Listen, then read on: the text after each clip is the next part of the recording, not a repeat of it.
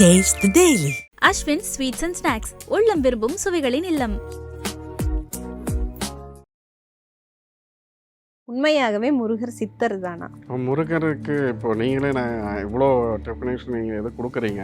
ஆதி தெய்வம் யார் அப்படின்னு பார்த்தாக்கா சேயம், அடுத்தது வந்து கொற்றவை, அடுத்தது பார்த்தீங்கன்னா மாயம். இப்போ இதுக்கப்புறம் தான் மற்ற விஷயங்கள்லாம் வருது. அறைன்னு ஆரம்பித்தாக்கா இந்த நிலத்தோட ஆதி தெய்வங்கள் இவங்க தான்.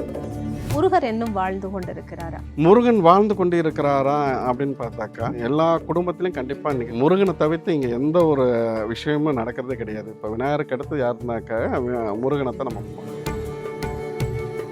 அருகோணத்துல சரவணபவ அப்படிங்கிற அந்த வார்த்தை எழுதுவதற்கான காரணம் என்ன? இதுக்கு பின்னால ஏதாவது சூட்சுமங்கள் தாற்பயங்கள் இருக்கா? சூட்சுமங்கள் தாற்பயங்கள் இருக்கான்னா கண்டிப்பா இருக்கு. அந்த சரவணம் உள்ள அனைத்தும் இந்த அருங்கோணத்துல அந்த சரவணபவாலேயே. ஐபிசி பக்தி நேயர்களுக்கு இனிமையான நேரத்து வணக்கங்கள். நம்மோடு வராகி சித்தர் அவர்கள் இணைந்திருக்கிறார். அவரிடம் சில கேள்விகளை கேட்டி நிறைய விஷயங்களை தெரிஞ்சுக்கலாம். ஐயா வணக்கம். அண்மைய நாடு அனைத்து அன்பர்களுக்கும் வராகி ஆசைப்பட மாட்டோம். வணக்கம். பலருக்கும் முருகன் மீதான அந்த ஈர்ப்பு அப்படிங்கிறது அதிகமா இருக்கு. குறிப்பா நம்ம ஒரு வீதியில நம்ம போகும்போது ஒரு 4 வாகனம் போச்சு அப்படின்னா அதுல 2 வாகனம் கண்டிப்பாக வேலோடும் யாமிருக்கு பயமேன் அப்படிங்கிற முருகன் சார்ந்த வாசகங்களோடும் பார்த்துக்கிட்டே தான் இருக்கும். அப்படி இருக்கிற பட்சத்துல முருகன் அப்படிங்கிறவருக்கு பல விதமான டெபினிஷன் கொடுக்குறாங்க. முருகன் அப்படிங்கிறவர் ஒரு கடவுள் அப்படின்னும், முருகன் அப்படிங்கிறவர் ஒரு அரசன் அப்படின்னு சொல்லிட்டு, முருகன் அப்படிங்கிறவர் ஒரு சித்தர் அப்படின்னு சொல்றாங்க. இதுல என்னுடைய கேள்வி என்ன அப்படின்னா, முருகர் ஒரு சித்தர் அப்படின்னு சொல்றாங்க இல்லையா, அதுக்கான காரணங்கள் என்ன? உண்மையாகவே முருகர் சித்தர் தானா? முருகருக்கு இப்போ நீங்களே நான் இவ்வளோ டெஃபினேஷன் நீங்கள் எது கொடுக்குறீங்க. இப்போ முருகனை எடுத்துட்டாக்கா இப்போ நான் எங்கே போனாலும் இப்போது எல்லாருக்கும் முருகனை தெரியுது அப்படின்னு இது கேட்குறாங்க. இந்த நிலத்தோட அதாவது இந்த தமிழ் குடி தமிழ் தேசத்தோட ஆதி தெய்வம் யார், ஆதி தமிழன் யார், ஆதி சித்தன் யார் அப்படின்னு பார்த்தாக்கா முருகன் தான். சேயோன் முருகன் தான். இவன் தான் இந்த ஆதி குடிக்கு, அதாவது குறிஞ்சி நிலத்தின் அதிபதி யாருன்னாக்கா முருகன், சேயோன் முருகன் தான். இப்போ இந்த நம்ம தமிழ் குடியை பொறுத்த வரைக்கும் இந்த தேசத்தில் முதல், அதாவது இங்கே அதி தேவதை, அதி தெய்வம் யார், ஆதி தெய்வம் யார் அப்படின்னு பார்த்தாக்கா சேயோன், அடுத்தது வந்து கொற்றவை, அடுத்தது பார்த்திங்கன்னா மாயம். இப்போ இதுக்கப்புறம் தான் மற்ற விஷயங்கள்லாம் வருது. நம்ம இங்கே அறைன்னு ஆரம்பித்தாக்கா இந்த நிலத்தோட ஆதி தெய்வங்கள் இவங்க தான். இப்போ இதெல்லாம் எல்லாத்துக்கும் மூத்தவன் யார் அப்படின்னு பார்த்தாக்கா, எல்லாத்துக்கும் முதல்வன் யாருன்னு பார்த்தாக்கா இப்போது சேயோன் முருகன் தான். இப்போ இன்றைக்கி முருகன்கிறது நம்மளோட இதுக்காக நம்ம ஒரு அழகன் முருகன் இன்றைக்கி நிறைய அவரை என்ன பேர் வேணாலும் நம்ம வச்சு கூப்பிட்றோம். ஆனால் அவருக்கான ஆதி பேருங்கிறது சேயோன் தான். இப்போது இவர் என்னவா இருந்தார், இப்போ அவருக்கான நிறைய நம்ம புராண கதைகள்லாம் நம்ம நிறைய பார்த்துருப்போம். இப்போ முருகன் அவர் சித்தனா, இல்லை வேற நீங்கள் சொல்கிற மாதிரி நிறைய நம்ம பேர் வச்சு நம்ம ஏதோ சித்தனா, அவர் கடவுளா, இல்லை குழந்தையா அப்படிங்கிற மாதிரி. முருகன் பொறுத்த வரைக்கும் அனைத்துக்கும் இப்போ ஒரு நாடுன்னு இருக்காக்கா அங்கே ஒரு தலைவன் ஒருத்தன் இருப்பான் இல்லையா, அப்போ அந்த தலைவனை தானே அந்த அரசனாக இருப்பான். இப்போ அந்த தமிழ் குடியோட குறிஞ்சி நிலத்தோட அதிபதி யார், அதிபதினாவே அவன் தான் அந்த எல்லாத்துக்குமான தலைவன். இப்போ அந்த தலைவன் யார், அவன் முருகன் சித்தனான்னு கேட்டால் கண்டிப்பாக சித்தன். அவன் ஒரு சித்தன் தான். இப்போ இன்றைக்கி நம்ம காலப்போக்கெல்லாம் நிறைய நம்ம அவருக்கான இதெல்லாம் நம்ம புராண கதைகள்னு நம்ம சொல்கிறோம். முருகனை பொறுத்த வரைக்கும் முருகன் ஒரு சித்தனான்னு கேட்டால் சித்தன் தான். அதில் எந்த மாற்று கருத்துமே கிடையாது. அனைத்து சித்தர்களுக்கும் முதல்வன் யாருன்னு கேட்டாக்கா இந்த சித்தன் முருகன் சேயோன் தான். இவருக்கு அப்புறம் தான் மற்ற விஷயங்கள் பார்த்தீங்கன்னா, இந்த நம்ம சித்தர்களோட அதாவது பயணமோ இல்லை மற்ற விஷயங்களோ எங்கேருந்து இதாகும் பார்த்தீங்கன்னாக்கா முருகன்கிட்ட இருந்து தான், இல்லை முருகனை சுற்றி தான் இருக்கும். நீங்கள் பார்த்தீங்கன்னாவே எல்லாத்தையும் அகத்தியராக இருந்தாலும், போகராக இருந்தாலும், மற்றவங்க எல்லாம் யாராக இருந்தாலும் இவரை சுற்றியே தான் ஒரு அந்த ரவுண்டுக்குள்ளே தான் வருமே ஒழிய, இங்கே சித்தர்களின் தலைவன் யாருன்னு கேட்டாக்கா சேயோன் முருகன் தான். அதனால் முருகனை சித்தனான்னு கேட்டிங்கன்னா அவர் ஒரு சித்தன் தான். நம்ம எப்படி நினைக்கிறோமோ, அதாவது நமக்கு என்னவா அவரை நம்ம நினைக்கிறோமோ அப்படி அவருக்கு காட்சியாகவும், குழந்தையாக நினச்சா குழந்தை, குமரனை நினச்சா குமரன், வேலாக நினச்சா வேல், மயிலாக நினச்சா மயில். இதுதான் நம்மளோட எண்ணம் போல் அவன் நமக்கு காட்சி தருவான். நம்ம எண்ணத்தை மாற்றுபவன், நம் தலையெழுத்தை மாற்றக்கூடியவன் சேயோன் முருகன். பல இடங்கள்ல வந்து நீங்க சேயோன் சேயோன் அப்படின்ற அந்த வார்த்தையை தான் முருகனுக்கு பயன்படுத்துறீங்க. அந்த சேயோன் அப்படிங்கிற அந்த வார்த்தைக்கான அர்த்தம் அல்லது தாற்பயம் அப்படின்னா என்னங்கய்யா? இல்ல. அது எல்லாத்துக்குமே ஆதி பேருங்கிறது ஒண்ணு இருக்கும் இல்லையா? நம்ம அதான் சொல்லணும். இப்ப கொற்றவை நம்ம இப்ப சொல்லியிருக்கோம். இது பல பேர் வந்து நம்ம கமெண்ட்ஸ்ல நான் பார்த்தேன். கொற்றவைய பத்தி நம்ம பேசியிருந்தோம். கொற்றவை யாரு அப்படிங்கிறதே வந்து அதுக்கப்புறம் தேட ஆரம்பிச்சாங்க. கொற்றவைய பத்தி நெறைய பேரு செய்யோன்னா, இவர் வந்து அதாவது செந்நிறம் உடையவன் அந்த அந்த நம்ம இந்த பாடலுக்குள்ள இந்த சித்தர்கள் பாடலுக்குள்ள இன்னும் நீங்க போனீங்கன்னாக்கா, இது ஒரு சிலர் இப்போ நம்ம எல்லா விஷயத்தையும் நம்ம சொல்லிறோம். இவங்களுக்கு நம்ம நூடுல்ஸ் மாரி ஈஸியா கிடைச்சறதுனால அத பத்தி ஒரு பெருசா இல்ல செய்யோன்னு சொல்லிட்டாரா அவ்வளோதான் அப்படிங்கிற மாரி அப்படி போயிடுறாங்க. இப்போ ஒரு சேயோன்னு ஒரு விஷயத்த நம்ம இப்ப கொண்டு வந்து சேர்க்கிறோம். இவன் யாரு? இப்ப இதுக்கான என்னன்னு ஒரு 4 பேராவது உள்ள உள்ள போவான் இல்லையா? அந்த 4 பேர் 400 பேருக்கு அ அந்த விஷயத்த பதிவு பண்ணுவான் இல்லையா? ஆதி பேர் முருகனோட ஆதி பேர் என்ன? அப்படிங்கிறது சேயோன். இப்போ நம்ம இந்த விஷயத்த நம்ம சொல்லியிருக்கோம். இதுக்கு மேல நம்ம இன்னுமே இது சார்ந்து வேணா நம்ம 4 பேர் தெரிஞ்சுக்கட்டுமே. அ இந்த ஒரு விஷயத்த தேடட்டும். சொல்றாரு, தேடட்டுமே. தேடுனா தானே ஒரு ஒரு சில புரிதல் கிடைக்கும். இப்ப நம்ம குறிஞ்சி நிலத்தின் அதிபதி யாருன்னு சொல்லியிருக்கோம். அ ப பாலை நிலத்தின் அதிபதி யாருன்னு சொல்லியிருக்கோம். இவர மாயோன பத்தி பேசியிருக்கோம். கொற்றவைய பத்தி பேசியிருக்கோம்.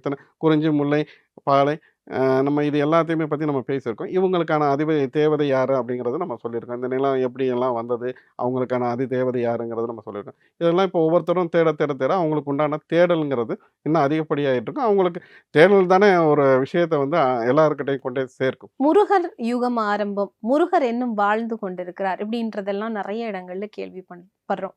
முருகர் இன்னும் வாழ்ந்து கொண்டிருக்கிறாரா? முருகன் வாழ்ந்து கொண்டு இருக்கிறாரா அப்படின்னு பார்த்தாக்கா, நீங்க எல்லா எல்லா குடும்பத்திலயும் கண்டிப்பா இன்னைக்கு முருகன தவிர்த்து இங்க எந்த ஒரு விஷயமும் நடக்கிறதே கிடையாது. இப்ப விநாயகருக்கு அடுத்து யாருனாக்கா, முருகன தான் நம்ம கும்பிடுறோம். எல்லா குடும்பத்திலயும் முருகன்கிறவன் வாழ்ந்துட்டு தான் இருக்காங்க. இன்னைக்கு முருகன பேரா பெற்று, அதாவது குழந்தை செல்வமா பெற்று பல குடும்பம் வாழ்ந்துட்டு இருக்கிறீங்களா? இந்த இந்த கந்த சஷ்டி காலத்துல வந்து அ எல்லா அதாவது கந்த சஷ்டியே வந்து ஒருத்தரோட கஷ்டம் தீர்றதுக்கு, அந்த கர்ம வினை அகல்றதுக்கு அத நம்ம கையில எடுப்பாங்க. பல பேர் கந்த சஷ்டி கவசம் அந்த நாள்ல விரதம் இருந்து, தண்ணி கூட அருந்தாம கூட சில பேர்லாம் விரதம் இருந்து, அந்த கந்த சஷ்டிய முடிப்பாங்க. அந்த விரதத்த முடிப்பாங்க. இவங்களுக்கு குழந்தை பேறுங்கிறது எங்க இருக்குன்னா, முருகனா தான். இந்த கந்த சஷ்டி கவசத்துல இதாகி குழந்தை பேர் பெற்றவங்க, அவங்களோட குழந்தைலாம் பார்த்தீங்கன்னா, ஆண் வாரிசா தான் இருக்கும். மெயினா பார்த்தீங்கன்னா, எல்லாருமே ஆண் வாரிசா தான் இருக்கும்.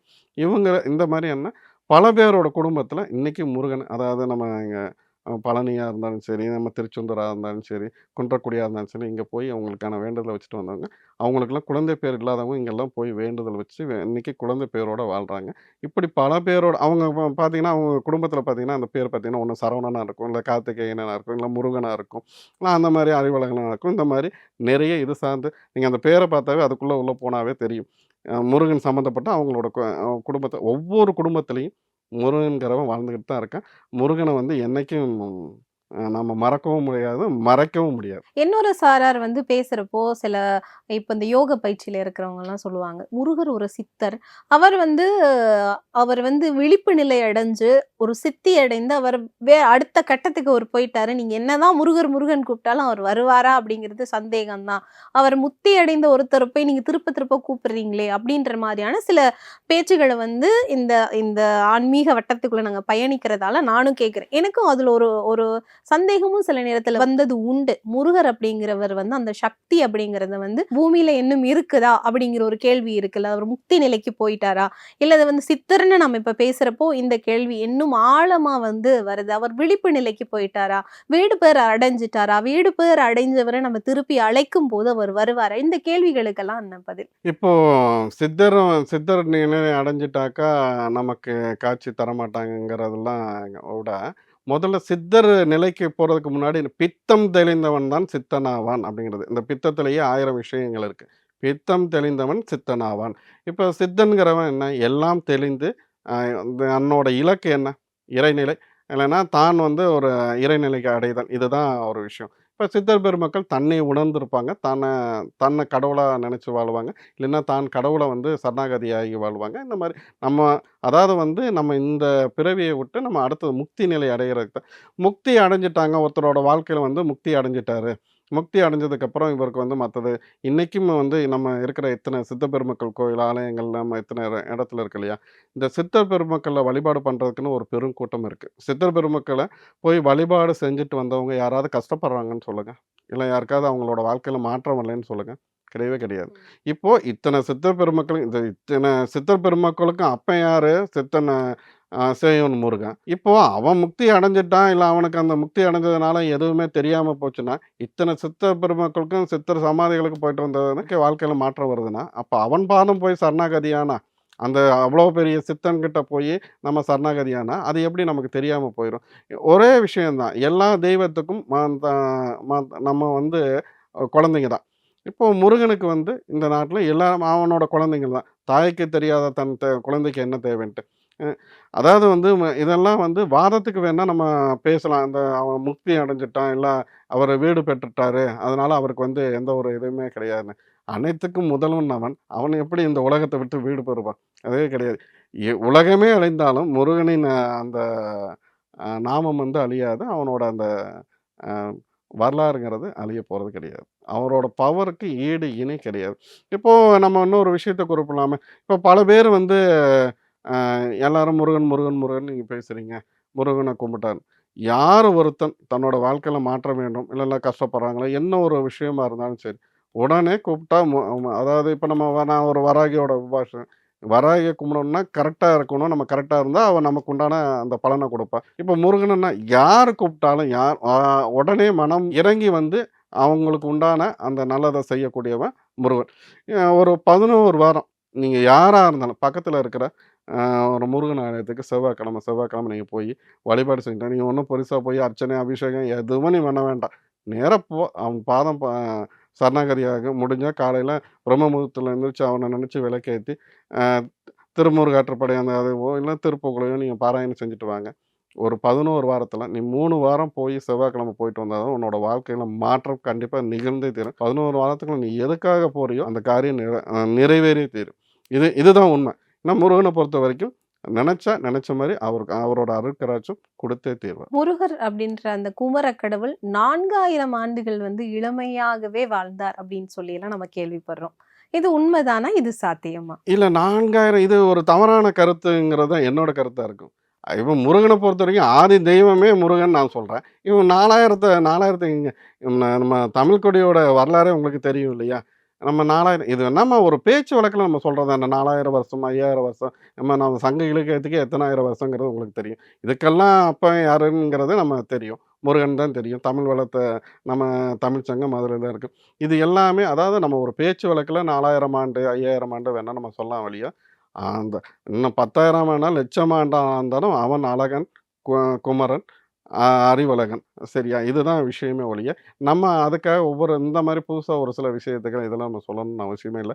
4000 வருஷம் கிடையாது. 40,000 வருஷம்னு சொன்னாலும், எத்தன லட்சம் ஆண்டுகள் ஆனாலும் அவன் குமரன் தான். அடுத்து குறிப்பா வந்து முருகன் அப்படின்னு சொன்னாலே அந்த அறுகோண வடிவம் அல்லது நட்சத்திர வடிவத்தை வந்து முருகருக்குரிய அந்த வடிவமாக நம்ம கருதுறோம். அதுக்கான காரணம் என்ன? இப்போ பார்த்தீங்கன்னாக்கா, இந்த உலகத்துல இப்ப எந்த ஒரு விஷயத்த சக்தி ஊட்டுறதுக்கு நமக்கு ஒரு டூல் தேவை. இப்போ நம்ம ஆன்மீக ஒரு சிலைய நிறுவுறோம்னாலும், அந்த இடத்துல அந்த சிலைக்கு இடையில வந்து ஒரு எந்திரம் வச்சு தான் வழிபாடு செய்றது இருக்கும். இப்போ இந்த எந்திரம்னா எத சார்ந்து இருக்கணும்?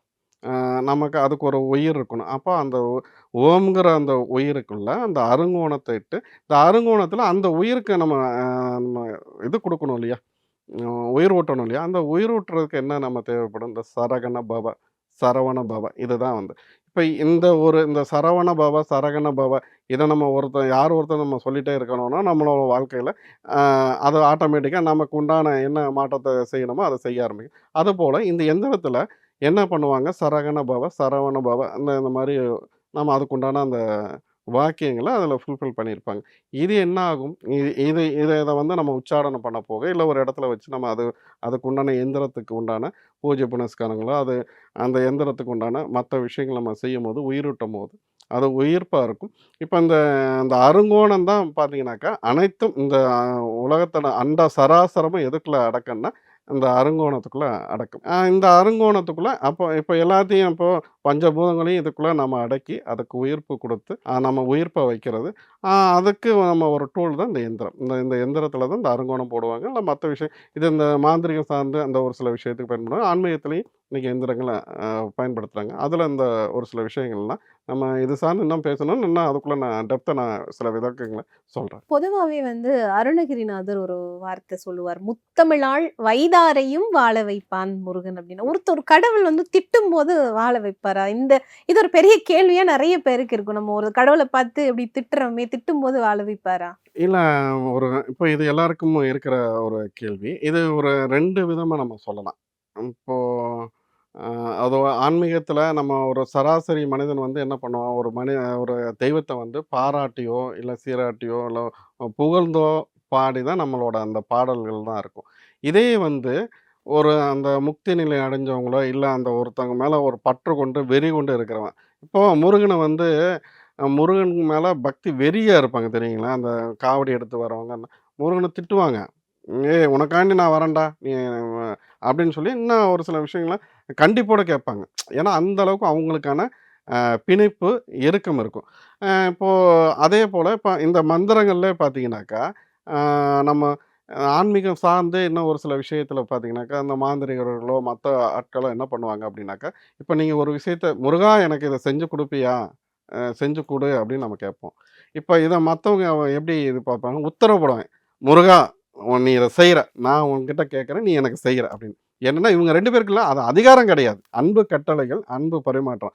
அன்போட அவர்ட்ட ஒரு கட்டளையிடுறது. "எனக்கு நீ இத செஞ்சு குடு" அப்படின்னு சொல்லிட்டு. அந்த மாரி கண்டிப்பா நம்மளோட அன்பு, நம்மளோட அந்த ஆன்மீகத்தோட பாதை அந்த எல்லைங்கிறது வந்து ரொம்ப பெருசா இருந்ததுன்னா, நம்மளோட விஷன் வந்து பெருசா இருந்ததுன்னா, முருகன்கிட்ட அதிகாரத்தோட கேட்கலாம். "முருகா எனக்கு நீ இத பண்ணி குடு. நான் உனக்கு உன் பாதம் வந்து சரணாகதி உன் இடத்துல வந்திருக்கேன்." அப்படிதான் அருணகிரிநாதர் சண்டையிட்டு கேட்கிறாரு. அவர் ஒரு விஷயத்த கேட்கிறாரு. கண்டிப்பா அவர் செய்வாரு. கேட்டா செய்வாரு. நம்ம கேட்காம எதுவுமே இந்த உலகத்துல எதுவுமே கிடைக்க போறது கிடையாது. கேட்டா கண்டிப்பா அந்த அளவுக்கு நம்ம கரெக்ட்டா இருக்கோமா? அப்படிங்கிறது முக்கியம். போற போக்குல எல்லாருமே போயிட்டு முருகன திட்டிட்டு போயிட்டாக்கா உடனே கிடைச்சிருமா? நம்ம கேட்கறது அதாவது வந்து சும்மா திட்டிட்டு போறதில்ல. அன்பா ஒரு கட்டளையிடுறது. "எனக்கு இத நீ செஞ்சு குடு" அப்படின்னு சொல்லி கேட்கறது. அதுதான் இங்க ஒரு விஷயம். 2 விதமா. ஒரு சாமானியன் ஒரு தெய்வத்த முருகன வந்து கூப்பிடுற விஷயம் வேற.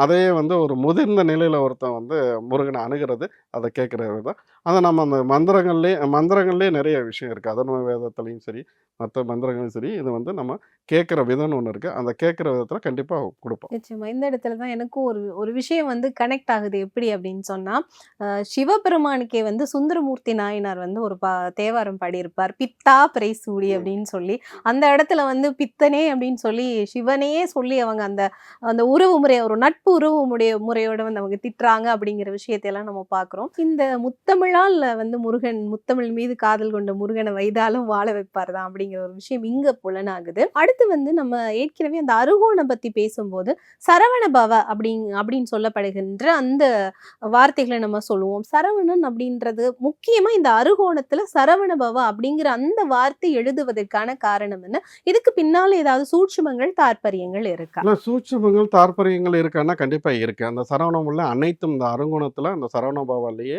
இப்ப நம்ம ஒரு எந்திரம் எழுதுறாங்க. இப்ப நம்ம எழுதி குடுக்குறோம் அப்டின்னாக்கா, இப்ப பொதுவாவே பார்த்தீங்கன்னா, எல்லா எந்திரத்திலயும் ஓம்ன்னு சொல்லி ஆரம்பிச்சு சரவண பவ இல்லைன்னா சரகண பவன்னு தான் இருக்கும். அதுதான் அந்த அச்சாரத்துக்குள்ள இருக்கும். ஏனன்னா, இந்த சரவணம் ஒவ்வொரு எழுத்துக்கும், ஒவ்வொரு அச்சாரத்துக்கும் ஒவ்வொரு அந்த அ ஒரு அதுக்குன்னு ஒரு காரணகர்த்தா இருக்கு. இது எல்லாமே அதாவது இந்த அண்ட சராசரமும் நமக்கு உண்டான எல்லா தேவதைகளும் நம்ம அதுக்குள்ள கொண்டு போய் அடைச்சு, அதுக்கு பிராண பிரதிஷ்டை பண்ணி, அதுக்கு உயிர்ப்பு குடுத்து, அந்த எந்த ஒரு இப்போ சரவண பவன் அதுவே ஒரு பெரிய மந்திரம் தானே! அதுக்கு மேல இந்த இந்த உலகத்தில பெரிய மந்திரமே தேவையில்ல. நீங்க ஒண்ணும் இல்ல காலைல உட்காந்துன்னு சரவண பவ, சரகண பவ, ஓ அந்த அவரோட மந்திரத்த சொல்லி இத நம்ம சொல்லம்போது, இதுவே நமக்குள்ள ஒரு பெரிய உந்து சக்தியாவும், ஒரு பெரிய சக்தியாவும் இருக்கும். இப்ப இதத்தான் கொண்டு வந்து நீங்க இந்த சரவண பவ அந்த மந்திரம், எந்திரம் இதுக்குள்ள நம்ம கொண்டு வந்து வைக்கணும். இங்க இந்த எந்திரத்துக்குள்ள வச்சு அதுக்கு நம்ம உயிர்ப்பு குடுக்கும்போது, நம்ம எண்ணிய இப்ப நம்ம அந்த வீட்லயோ, இல்ல நம்ம கோயில்லயோ நம்ம வச்சு வழிபாடு செய்யும்போது, அதுக்கு உண்டான பெரிய லெவல்ல அந்த அந்த சக்தி, அந்த உயிர்ப்பு நமக்கு கிடைக்கும். அத நம்ம அப்படியே முழுமையா நம்ம அறுவடை செய்றோம். அதுக்காகத்தான் இந்த சரவண பவன் அருங்கோணத்துல கொண்டு வந்து நம்ம பிராண பிரதிஷ்டை பண்ணி உயிர்ப்பு குடுத்து நம்ம குடுக்குறது. முருகனுடைய ஒவ்வொரு சக்திகள் தொடர்பிலும், முருகன் பத்தி பல பேர் வந்து பல விஷயங்கள பேசினாலும், முருகனுடைய சக்தி, அவருடைய ஆற்றல், அவருடைய இருப்பு தொடர்பில் வந்து நிறைய விஷயங்களை வந்து எங்களுடைய வியூவர்ஸுக்கு புரியிறபடி நீங்கள் சொல்லியிருந்தீங்க. இது இன்னொரு கோணத்தில் அமையும் அப்படின்னு சொல்லி நான் நினைக்கிறேன். முருகருடைய பக்தர்களுக்கு இந்த காணொளி சமர்ப்பிக்கப்படுது. உங்களுடைய இந்த நேரத்துக்கும் நேர்காணலுக்கும் ரொம்பவே நன்றிங்க. நன்றி. Taste Daily. Taste the Daily. Ashwin sweets and snacks, உள்ளம் விரும்பும் சுவைகளின் இல்லம்.